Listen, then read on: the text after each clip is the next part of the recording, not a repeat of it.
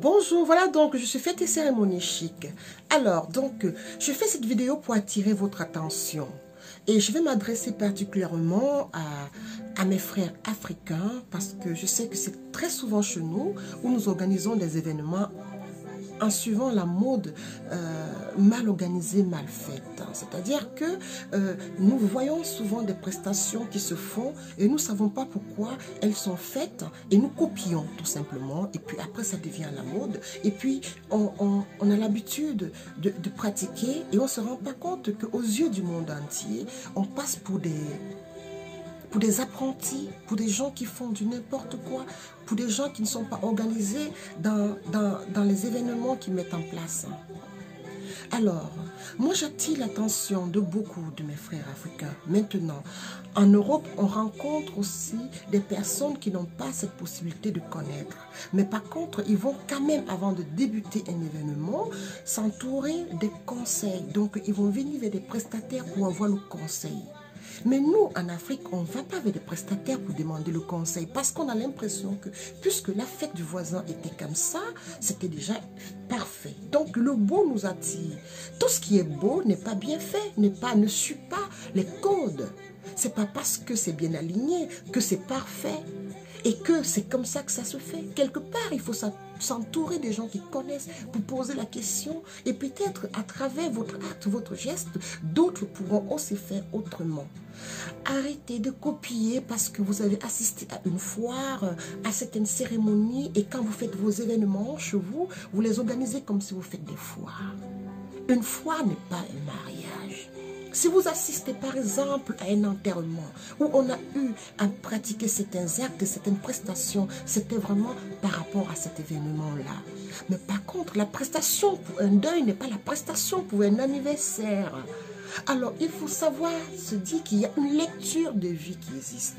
Si vous êtes capable de mettre un pantalon et en dessous des sous-vêtements, c'est parce que la société a voulu que les sous-vêtements soient en dessous des vêtements.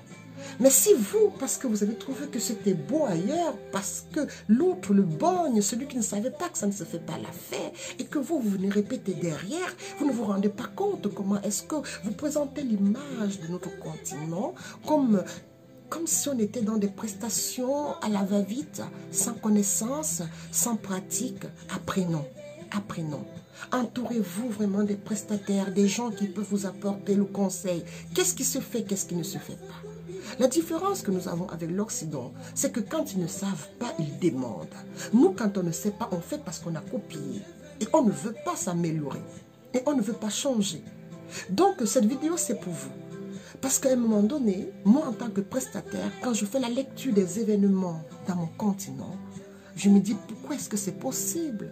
Et ce qui m'écoeure encore, c'est que ces événements, parfois aussi, qui sont même mis sur Internet, sont des événements, des gens qui ont des moyens de faire vraiment différemment et de connaître quels sont les codes. Comment peut-on faire et qu'est-ce qu'il ne faut pas faire. Donc, je viens vers vous pour vous dire, entourez-vous des événements planeurs. Résiliendo est là et puis il y a d'autres personnes qui font dans des prestations. Alors, vous voudrez mieux savoir ce qui se fait, ce qui ne se fait pas. Ayez le code de votre événement. Vous ne pouvez pas organiser un baptême comme si vous organisez un mariage.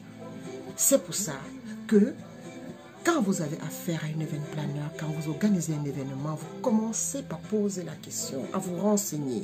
Et comme ça, vous avez déjà toutes les informations qui vous permettent d'organiser votre événement comme vous le souhaitez.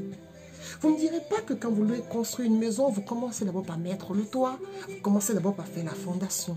Donc, si vous vous projetez à faire un événement, rapprochez-vous des événements planeurs ou alors des organisateurs d'événements, surtout ceux qui se connaissent.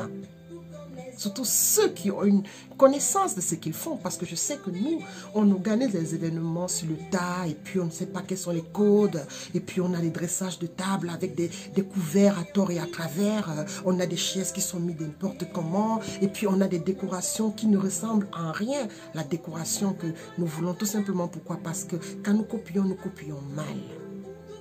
Donc n'hésitez pas, vraiment, demandez conseil. Le conseil, il est gratuit. C'est après que les autres prestations sont payantes. Et s'il faut payer, disons, 10 000, 20 000 francs CFA, 30 000 francs CFA pour une prestation qui pourra vous apporter un plus, pourquoi pas? N'hésitez pas.